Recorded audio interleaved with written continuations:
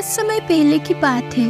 एक बार देवदत्त नाम का एक सन्यासी दर्शनपुर राज्य के राजा हीरा सिंह के राजमहल के बाहर पहुंचकर पहरेदार से कहने लगा, सुनो, अपने राजा से जाकर कहो कि उनसे देवदत्त नाम का एक सन्यासी मिलना चाहता है।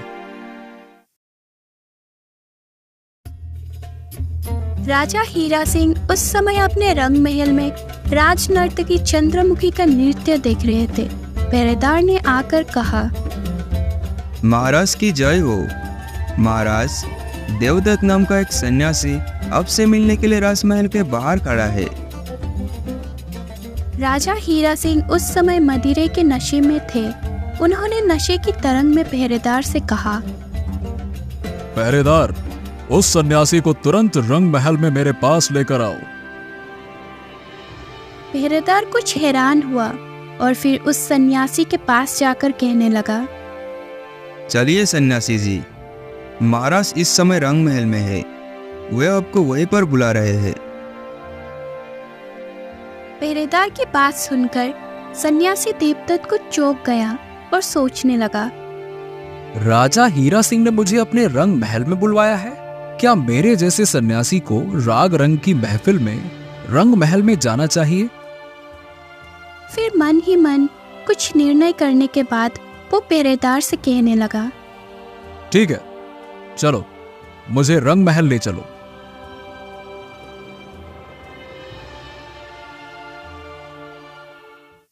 आइए सन्यासी महाराज, आइए आइए, रंग महल में आपका स्वागत। और फिर हीरा सिंह ने बड़े ही आदर से उस सन्यासी को अपने पास बिठा लिया। राजा ने अपने गले से एक मणिकों का माला निकालकर सन्यासी देवदत्त को देते हुए कहा, लीजिए सन्यासी जी, हमारी ओर से ये तुच्छ भेंट स्वीकार कीजिए। चंद्रमुखी, नृत्य करते करते तुम क्यों रुक गई? देखती नहीं, सन्यासी देवदत्त रंग महल में पधारे हैं। इनके सामने अपने नृत्य कला का गुण प्रकट करो। चलो शुरू करो। आज्ञा पाकर चंद्रमुखी ने एक बार फिर से नृत्य करना प्रारंभ कर दिया। काफी देर तक नर्तकी नाचती रही और जब उसने अपना नृत्य समाप्त कर दिया तो सन्यासी देवदत्त ने राजा के द्वारा दी गई माला को राजनर्तकी को देते हुए कहा, लो सुंदरी, हमारी ओर से ये माला स्वीकार करो। चंद्रमुखी ने उसकी ओर आश्चर्य से देखा और चुपचाप वो माला ले ली।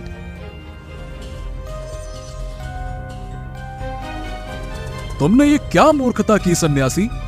तुमने हमारा दिया हुआ उपहार इस नर्तकी को दे दिया। राजन, मूर्ख हम नहीं बल्कि तुम हो। क्या आप बकते हो सन्यासी?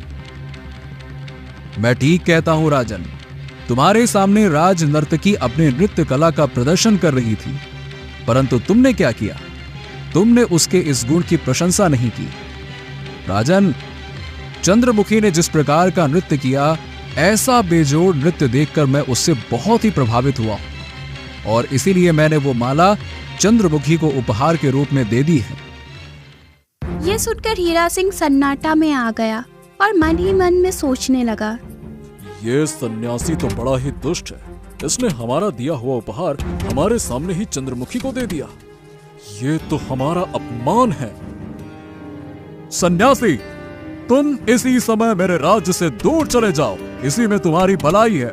यदि तुम फिर कभी मुझे इस राज्य में दोबारा दिखाई दिए तो मैं तुम्हारी गर्दन उड़वा दूंगा। निकल जाओ। शांत राजन, पर राजन, मुझसे ऐसा क्या अपराध हो गया? सन्यासी, तुमने मेरे द्वारा दी गई वस्तु को मेरे ही सामने दूसरे को दान में दे दी। भला इससे बड़ा और क्या अपराध हो सकता है तुम्हारा? तुम कोई सन्यासी बन्यासी नहीं हो। चले जाओ यहां से, फिर कभी दोबारा मेरी नजरों के सामने आना मत। हीरा सिंह की बातें सुनकर सन्यासी चुपचाप रंग महल से बाहर निकल गया। देवदत्त के जाने के बाद भय से कांपती हुई चंद्रमुखी ने वो माला हीरा सिंह के चरणों में रख दी। चंद्रमुखी, सन्यासी इस माला को तुम्हें पुरस्कार रूप में दे चुका है। अब इस पर हमारा कोई अधिकार नहीं है। तुम इसे रख लो और यहां से चली जाओ। जो आज्ञा महाराज। रंग महल से बाहर आकर वो नर्तकी सोचने लगी, मेरे कारण आज एक सन्यासी का बड़ा ही अपमान हुआ है। अभी शायद वो सन्यासी ज्यादा दूर नहीं गया होगा। मुझे उसकी तलाश करके उससे क्षमा मांगनी चाहिए। ये सोचकर वो झटपट रथ में बैठकर देवदत्त की खोज में चल पड़ी। कुछ ही दूर जाने पर उसे देवदत्त जाता हुआ दिखाई दिया। वो तुरंत रथ से उतरकर देवदत्त के सामने जा पहुंची और कहने लगी, सन्यासी, मैं बहुत ही शर्मिंदा हूँ। आज मेरे कारण तुम्हारा बहुत ही अपमान हुआ है। मैं उसी के लिए तुमसे क्षमा मांगने आई हूँ। उसके बारे में क्षमा मांगने की कोई आवश्यकता नहीं है राजनर्तकी। जब हीरा सिंह ने मुझे रंग महल में बुलवाया था, मैं उसी समय ही समझ गया था कि आज कुछ घटित होने वाला है। इसमें तुम्हारा कोई कसूर नहीं है राजनर्तकी। तुम आराम से रहो, खुश रहो। तभी चंद्रमुखी ने आगे बढ़कर उस सन्यासी का हाथ पकड़ लिया और कहने लगी, कुछ भी हो सन्यासी, अब मैं यहाँ से तभी वापस जाऊंगी जब तुम मुझे क्षमा कर दोगे। चंद्रमुखी के हाथ के स्पर्श पाते ही देवदत्त मानो मंत्रमुग्ध सा हो गया और वो कहने लगा, चंद्रमुखी, मैं तुम्हें एक शर्त पर क्षमा कर सकता हूं। बोलो सन्यासी, तुम कौन सी शर्त पर मुझे क्षमा करोगे? यदि तुम मेरे विवाह का प्रस्ताव स्वीकार कर लो और मेरी जीवन संगिनी बन जाओ। ये तुम क्या कह रहे हो सन्यासी? अब तुम मुझे सन्यासी ना कहो चंद्रमुखी। तुम्हारे स्पर्श करते ही मेरा सन्यास टूट चुका है और मुझ पर तुम्हारे रूप का जादू चल चुका है। ओ, ये तो बड़ा ही अनर्थ हो गया। देवदत्त, ये असंभव है, क्योंकि बात ये है कि 5 वर्ष के लिए मैं दर्शनपुर के राजा की राज नर्तकी चुनी जा चुकी हूँ। 5 वर्ष के पश्चात मेरे स्थान पर कोई नई राज नर्तकी चुन ली जाएगी, तभी मैं दर्शनपुर छोड़कर जा सकूंगी। ओ, तो ये बात है। चंद्रमुखी, आओ मेरे साथ। यहां से, इस राज्य से दूर चलकर कहीं हम विवाह कर लेंगे। अगर तुम मेरे साथ नहीं चल सकती तो कोई बात नहीं, मैं अगले 5 वर्ष तक तुम्हारी प्रतीक्षा करने को तैयार हूं। क्या 5 वर्ष तक तुम मेरे प्रतीक्षा करोगे? हाँ चंद्रमुखी, तुम्हारे रूप सुंदराय ने मेरे हृदय में ज्वालामुखी धधका दिया है। देवदत्त, मैं तुम्हारे प्रेम को स्वीकार करती हूँ। अगर तुम 5 वर्ष तक मेरे लिए प्रतीक्षा कर सकते हो तो मैं भी 5 वर्ष के बाद तुम्हें मिल जाऊंगी। तो ठीक है चंद्रमुखी, मैं यहां से सीधा पलाश वन की ओर जा रहा हूं। आज से ठीक 5 वर्ष के बाद तुम राज नर्तकी के पद से मुक्त होकर पलाश वन में चली आना।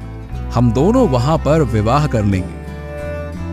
ठीक है देवदत्त, मैं ऐसा ही करूंगी।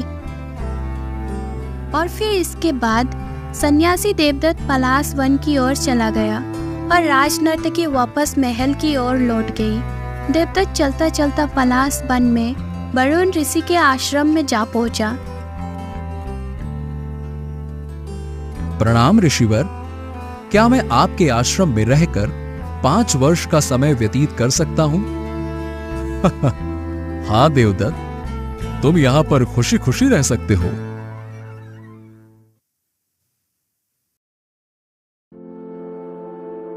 और फिर देवदत्त ऋषि के आश्रम में रहने लगा। वैसे तो देवदत्त हर समय किसी न किसी कार्य में लगा रहता था, लेकिन फिर भी वो चंद्रमुखी के ख्यालों में ही खोया सा रहता था। उसकी ये दशा देखकर ऋषि ने एक दिन उससे पूछा, देवदत्त, मुझे ऐसा लगता है कि तुम हर समय किसी चिंता में खोए रहते हो। क्या बात है, बताओ। नहीं ऋषिवर, ऐसी कोई बात नहीं है। ये सुनकर ऋषि मुस्कुराने लगे और मन ही मन में सोचने लगे, वैसे देवदत्त, तुम लाख हमें नहीं बताओ, पर तुम्हारे मन की बात हम अच्छी तरह से जानते हैं। धीरे धीरे इसी प्रकार 5 वर्ष व्यतीत हो गए और फिर देवदत्त बड़े ही व्याकुलता से चंद्रमुखी के आने की प्रतीक्षा करने लगा। देवदत्त प्रतिदिन आश्रम के बाहर बैठकर चंद्रमुखी की राह देखता रहता था। एक दिन ऋषि उसके पास आए। क्या बात है देवदत्त, मैं देख रहा हूं कि पिछले कुछ दिनों से तुम रोज इसी तरह से किसी की प्रतीक्षा किया करते हो। बताओ तो, तुम किसका इंतजार कर रहे हो? तब देवदत्त ने किसी तरह से हिम्मत जुटाकर ऋषि से कहा, वो दरअसल ऋषिवर, मैं दर्शनपुर राज्य की राजनर्तकी चंद्रमुखी से प्रेम करता हूं और प्रतिदिन उसी के आने की राह देखता हूं। क्या तुम एक स्त्री के प्रेम जाल में फंसे हुए हो? और तब देवदत्त ने अपनी और चंद्रमुखी के मुलाकात के बारे में वरुण ऋषि को विस्तार पूर्वक बता दिया। देवदत्त, एक सन्यासी होकर तुम्हें एक स्त्री के मुंह में नहीं पड़ना चाहिए। एक नारी के लिए तुम अपनी तपस्या और अपना धर्म त्यागने के लिए उतावले हो रहे हो। यह उचित नहीं है। ऋषिवर, मैं प्यार के रास्ते पर निकल चुका हूं और जो प्रेम करते हैं वो तन मन धन सब कुछ उसमें अर्पण कर देते हैं। कुछ देर तक सोचने के बाद ऋषि ने कहा, ठीक है देवदत्त, जैसा भी होगा हम चंद्रमुखी से तुम्हारा विवाह करवा देंगे, लेकिन उससे पहले तुम्हें हमारा एक काम करना होगा। कौन सा काम ऋषिवर? तो सुनो, आज से ठीक 15 दिन के बाद देवनगर के राजा सूर्य सिंह के यहां पर एक प्रसिद्ध नर्तकी सोम प्रभा के नृत्य का प्रदर्शन होने वाला है, जिसे राजा सूर्य सिंह अपनी प्रजा के साथ बैठकर देखेंगे। तो तुम्हें भी उस आयोजन में दर्शक बनकर शामिल होना होगा। यह सुनकर देवदत्त सोच में पड़ गया और फिर कुछ सोचकर कहने लगा, ऋषिवर, मैं देवनगर जाने के लिए तैयार हूं, पर मेरी अनुपस्थिति में यदि चंद्रमुखी यहां पर आई तो क्या होगा? तुम चिंता ना करो देवदत्त, अगर चंद्रमुखी यहां पर आई तो मैं उसे अपने आश्रम में ही रोक लूंगा, ठीक है? उसी दिन देवदत्त देवनगर की ओर प्रस्थान कर दिया। उसे जाते हुए देखकर ऋषि मन ही मन में सोचने लगे, देवदत्त, तुम एक नर्तकी के प्रेम जाल में फंस गए हो, इसलिए इस जाल से तुम्हें एक नर्तकी के द्वारा ही निकाला जा सकता है। और इधर दूसरी तरफ राजा हीरा सिंह चंद्रमुखी से कह रहा था, चंद्रमुखी, हम तुम्हारी नृत्य कला से बहुत ही प्रसन्न हैं, इसीलिए अगले 5 वर्षों के लिए भी हम तुम्हें ही राज नर्तकी घोषित करते हैं। यह सुनकर चंद्रमुखी कुछ उदास सी हो गई, परंतु राजा की आज्ञा को वो टाल नहीं सकती थी। मन ही मन में वो सोचने लगी, अब मैं क्या करूं? पलाश वन में देवदत्त मेरे आने की प्रतीक्षा कर रहा होगा। उसे क्या पता मैं यहाँ किस दुविधा में फंस चुकी हूँ। इधर देवदत्त देवनगर की ओर चला जा रहा था और फिर ठीक समय पर वो देवनगर में पहुंच गया। सैकड़ों लोग एकत्रित थे और एक सन्यासी को देखकर आश्चर्यचकित हो गए। देवदत्त ने किसी की परवाह नहीं की और एक स्थान पर बैठ गया। निश्चित समय पर देवनगर के राजा और नर्तकी सोमप्रभा भी वहां पहुंचे। सोमप्रभा ने नृत्य आरंभ किया और सभी मंत्रमुग्ध हो गए। काफी देर नाचने के बाद वो थकने लगी, जिसे सारंगी वादक ने तुरंत भांप लिया। अरे, लगता है सोमप्रभा थक गई है। अगर थकान के कारण इसने बीच में नृत्य रोक दिया तो तब तो बड़ी ही दिक्कत हो जाएगी। इसीलिए मुझे सोमप्रभा को साहस देने के लिए कुछ करना चाहिए। फिर कुछ सोचकर वो सारंगी वादक तान लगाते हुए सोमप्रभा की तरफ देखकर कहने लगा, बहुत गई थोड़ी रही, अब थकने का क्या काम। बिगड़ी बजी सुधर जाए, जो तुम अकल से लो काम। सारंगी वादक का ये दोहा सुनकर सोमप्रभा में जोश का संचार हुआ और वो फिर से एक बार पूरे जोश के साथ नृत्य करने लगी। सारंगी वादक सोचने लगा, ओह, भगवान का शुक्र है कि सोमप्रभा ने मेरे द्वारा कहे गई दोहे का अर्थ समझ लिया। राजा और जनता ने तालियां बजाकर खुशी प्रकट की। सारंगी वादक ने थाल उठाकर लोगों के सामने रखा, जिसमें उन्होंने धन, अशर्फिया और कीमती अंगूठियां डाली। जब थाल भर गया तो वादक ने वो राजा के सामने रख दिया ताकि वो भी इनाम दे सके। लेकिन तभी राजा ने थाल में एक कटार देखी और सोचने लगा, अरे, ये कटार तो युवराज चंद्र सिंह की है। क्या युवराज चंद्र सिंह इस सभा में आए हुए हैं? तभी भीड़ में बैठा हुआ युवराज चंद्र सिंह उठा और अपने पिता के सामने आकर खड़ा हो गया। राजकुमार, थाल में पड़ी हुई ये कटार तुम्हारी है? हाँ पिताजी, मैंने ये कटार इसलिए दान में दी है कि मैं सारंगी वादक का वो दोहा सुनकर इसके आभार के तले दब गया था। साथ ही वो दोहा सुनकर मेरी बंद आंखें खुल गई थी पिताजी।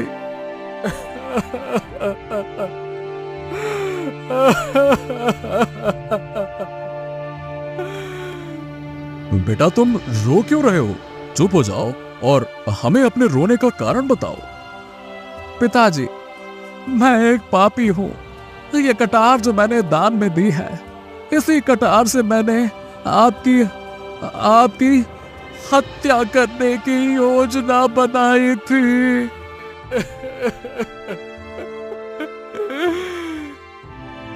ये तुम क्या कह रहे हो बेटे? मैं सच कहता हूं पिताजी। महाराज बहुत दिनों से आपकी मृत्यु की कामना कर रहा था ताकि आपकी मृत्यु के पश्चात मैं राज सिंहासन को हासिल कर सकूं। लेकिन मेरी यह कामना पूरी नहीं हुई। तब मैंने यह सोचा कि उचित अवसर पाकर मैं कटार से आपकी हत्या कर दूंगा।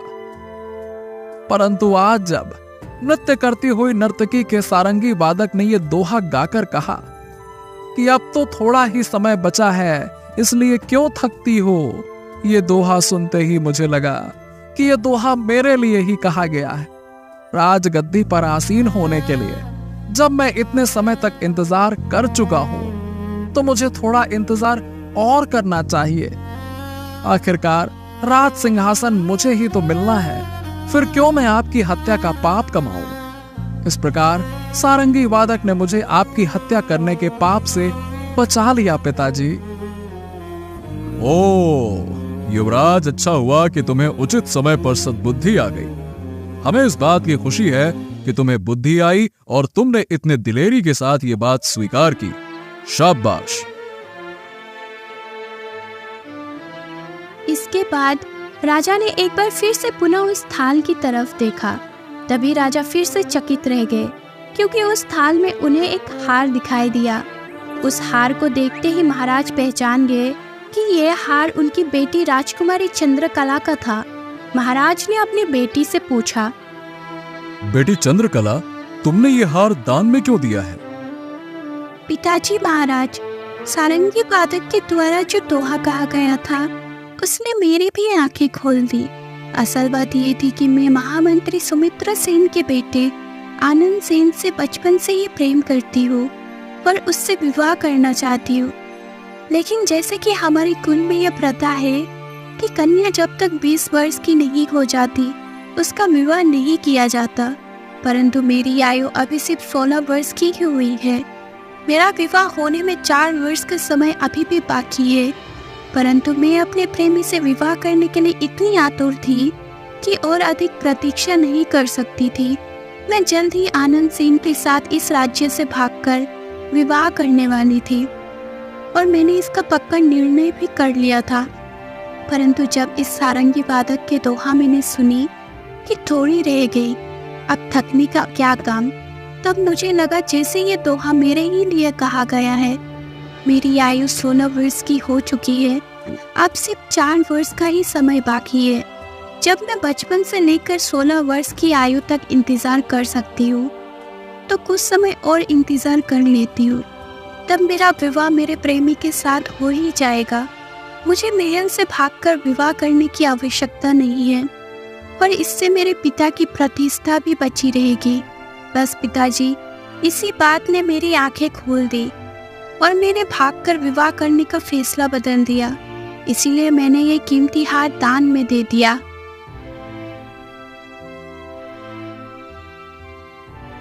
बेटी, सचमुच तुमने सही फैसला किया है। अगर तुम भागकर विवाह करती तो इससे हमारा सिर शर्म से झुक जाता। भगवान का शुक्र है कि तुम्हें भी सद्बुद्धि आ गई। इसके बाद राजा सूर्य सिंह बहुत ही खुश हुए और उन्होंने खुश होकर सारंगी वादक से कहा, सारंगी वादक, तुम्हारे कहे हुए दोहे के कारण हमारे पुत्र और पुत्री को सद्बुद्धि आ गई। इसलिए हम तुमसे बहुत ही खुश हैं। चलो, हम तुम्हें और तुम्हारी नृत्य मंडली को 10,000 स्वर्ण मुद्राएं इनाम में देते हैं। महाराज सबकी सदा ही जय हो। इधर सन्यासी देवदत्त भी ये सब कुछ देख रहा था, और फिर सभा समाप्त हो जाने के बाद वो भी वापस पलाश वन की तरफ लौट गया। कई दिन के सफर तय करने के बाद जब वो पलाश वन में पहुंचा तो वरुण ऋषि ने उसका स्वागत किया। आओ देवदत्त, कैसा रहा तुम्हारा सफर? सब कुछ बहुत ही अच्छा था ऋषिवर, लेकिन मेरी समझ में एक बात नहीं आई कि आपने मुझे वहां पर भेजा ही क्यों था। देवदत्त, तुम अभी तक नहीं समझे? तो सुनो। अच्छा, ये बताओ कि वहां सारंगी वादक के मुख से तुमने कौन सा दोहा सुना था? ऋषिवर, उसने कहा था कि बहुत गई थोड़ी रही, अब थकने का क्या काम, बिगड़ी बाजी सुधर जाए तो तुम अकल से लो काम। देवदत्त, इस दोहे को सुनकर जब वहां का राजकुमार और राजकुमारी को सद्बुद्धि आ सकती है, तो फिर तुम्हारी बंद आंखें क्यों नहीं खुली? क्या तुम उस दोहे का गहन अर्थ नहीं समझ पाए हो? मैं आपकी बात नहीं समझा ऋषिवर। देवदत्त, एक समय वो था जब तुम एक महान तपस्वी थे। तुम जहां भी जाते थे, लोग तुम्हारे तपोबल के कारण तुम्हारा आदर किया करते थे। परंतु आज तुम एक नर्तकी के मोहपाश में फंस चुके हो, और तुम्हें उस सारंगी वादक की चेतावनी भी समझ में नहीं आई। सुनो, उस सारंगी वादक के दोहे में तुम्हारे लिए एक चेतावनी छुपी हुई थी। अब थोड़ा समय ही रह गया है। जब तुमने इतना जीवन सन्यास में गुजारा है, तो फिर अब वासना की तरफ क्यों भागते हो? सांसारिक जीवन का मोह छोड़कर तुम प्रभु में ध्यान लगाओ, इसी में तुम्हारा कल्याण है। क्यों थोड़े दिनों के लिए वासना में डूबकर अपना जीवन बिगाड़ते हो? हैं? ये सुनकर देवदत्त की आंखें खुल गई और वो कहने लगा, ऋषिवर, मुझे क्षमा कर दीजिए। मैं बहुत ही अधर्मी हूं जो अपने धर्म को भूलकर चंद्रमुखी के मोहपाश में अंधा हो गया था। देवदत्त उसी समय ऋषि का आशीर्वाद लेकर पर्वत पर तपस्या करने के लिए चला गया। दूसरी ओर 5 वर्ष बीत जाने के बाद राजनर्तकी चंद्रमुखी जब अपने पद से मुक्त हुई तो सोचने लगी, अब मुझे पलाश वन चलना चाहिए। क्या पता इतने समय के बाद भी मुझे सन्यासी देवदत्त वहां पर मिल जाए। चंद्रमुखी उसी दिन पलाश वन की ओर चल दी। पलाश वन में देवदत्त को खोजते खोजते उसे कई दिन बीत गए, लेकिन उसे देवदत्त ना मिला। तब वो खोजबीन करती हुई वरुण ऋषि के पास जा पहुंची। उसे देखकर वरुण ऋषि ने कहा, आओ राजनर्तकी चंद्रमुखी, आओ। आप मुझे जानते हैं ऋषिवर? हाँ चंद्रमुखी, और मैं तो ये भी जानता हूं कि तुम यहां पर देवदत्त को खोजने के लिए आई हो। तो फिर आप बताइए ना कि देवदत्त कहाँ है ऋषिवर? वो अब यहां पर नहीं है। वो तो पर्वत पर तपस्या में लीन बैठा होगा। ओ ऋषिवर, जब मेरा प्रेमी ही बैरागी हो गया तो आज से मैं भी सांसारिक जीवन का त्याग करती हूँ। और फिर चंद्रमुखी ने उसी दिन से एक सन्यासिनी का जीवन अपना लिया। अब चंद्रमुखी ने भी अपना जीवन प्रभु की भक्ति में विलीन कर दिया।